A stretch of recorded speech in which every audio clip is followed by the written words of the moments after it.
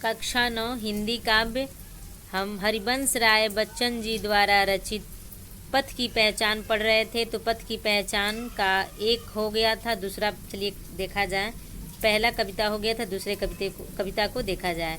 यह बुरा है या कि अच्छा, व्यर्थ दिन इस पर बिताना। अब असंभव छोड़ यह पथ, दूसरे पर पग बढ़ाना। तू इसे अच्छा समझ, यात्रा सरल इससे बनेगी। सोच मत केवल तुझे ही, यह पड़ा मन मन में बिठाना।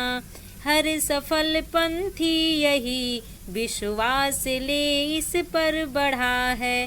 तू इसी पर आज अपने चित्त का अवधान कर ले। पूर्व चलने के बटोही, बाट की पहचान कर ले।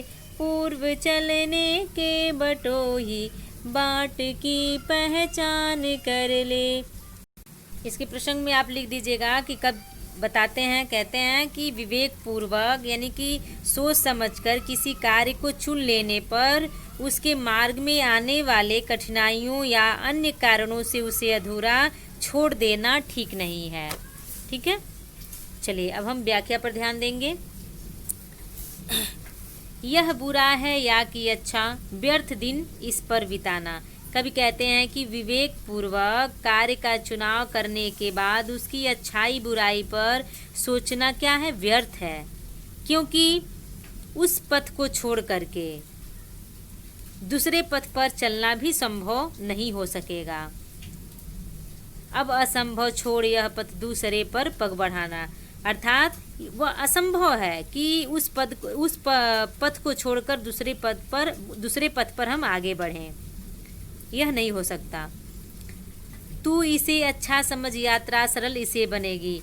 कठिनाइयाँ तो हर मार्ग में होती हैं, इसलिए हे पंथी अपने निश्चय या निश्चित कार्य को श्रेष्ठ समझकर उसे तुरंत शुरू कर दे।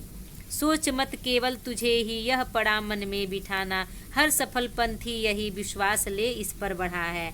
इसमें कह रहे हैं कवि कि यह कार्य करते समय तुझे आनंद की अनुभूति होगी। ऐसा नहीं सोचना चाहिए कि कठिनाइयाँ तुझे ही उठानी पड़ रही है।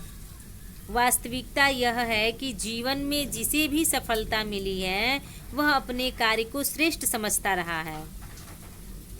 तू इसे आज अपने चित्त का अवधान कर ले। तू इसी पर आज अपने चित्त का अवधान कर ले। फिर कह रहे हैं कि वह अपने कार्य को श्रेष्ठ समझता रहा, इसलिए तुम भी अपने कार्य को श्रेष्ठ समझो। सोच विचार करना है तो कार्य चुनाव करने से पहले ही विचार कर लो, सोच लो। ठीक है, एक बार और पूरे अर्थ को देख लीजिए। कब कहते हैं कि विवेक पूर्वक कार्य का चुनाव करने के बाद उसकी अच्छाई बुराई पर सोचना व्यर्थ है, क्योंकि उस पथ पर उस रास्ते को छोड़कर दूसरे रास्ते पर चलना भी संभव नहीं हो सकेगा। कठिनाइयाँ तो हर मार्ग में होती हैं, इसलिए हे पंथी, हे राही, हे पथिक अपने निश्चित कार्य को श्रेष्ठ समझकर उसे तुरंत शुरू कर दे। यह कार्य करते समय तुझे आनंद की अनुभूति होती रहेगी। ऐसा नहीं सोचना चाहिए कि कठिनाइयाँ तुझे ही उठानी पड़ रही हैं।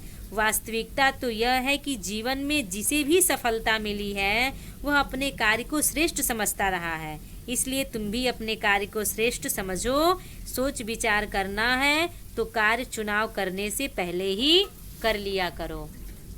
चलिए आगे हम देखते हैं तीसरे कविता को।